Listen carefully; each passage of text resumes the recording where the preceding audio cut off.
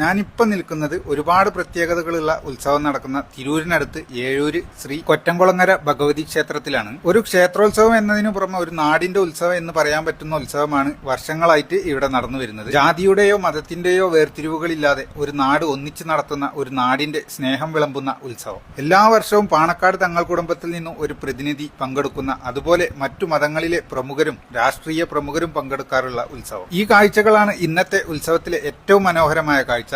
ഉത്സവത്തിനോടനുബന്ധിച്ച് നടക്കുന്ന 3000-ഓളം പേർ പങ്കെടുക്കുന്ന സമൂഹ സദ്യ. ഇതിലേക്ക് ആവശ്യമായ പച്ചക്കറി അരിയൽ തുടങ്ങിയിട്ട് സദ്യ വിളമ്പുന്നത് വരെയുള്ള കാര്യങ്ങൾ ഈ നാട്ടിലെ എല്ലാ മതസ്ഥരും ചേർന്നാണ് നടത്താറുള്ളത്. ഒരേ പന്തിയിലിരുന്ന് എല്ലാവരും ഒന്നിച്ചിരുന്ന് ഭക്ഷണം കഴിക്കുമ്പോൾ കിട്ടുന്ന സന്തോഷം അത് പറഞ്ഞറിയിക്കാൻ പറ്റാത്തതാണ്. സ്നേഹവും ഒത്തൊരുമയും ഉണ്ടെങ്കിൽ ഒന്നിനും നമ്മളെ അകറ്റാൻ കഴിയില്ല എന്നും ഏത് വലിയ ചടങ്ങും മനോഹരമാക്കാമെന്നും കാണിച്ചു കൊടുക്കുകയാണ് ഏഴൂര് കൊറ്റംകുളങ്ങര ഭഗവതി ക്ഷേത്രവും ഇവിടെയുള്ള നാട്ടുകാരും. മതേതരത്തിന്റെ നമ്മുടെ തിരൂരിൽ നിന്നുമുള്ള ഈ മനോഹര കാഴ്ച നിങ്ങൾക്ക് ഇഷ്ടമായെങ്കിൽ ഷെയർ ചെയ്യാൻ മറക്കാം.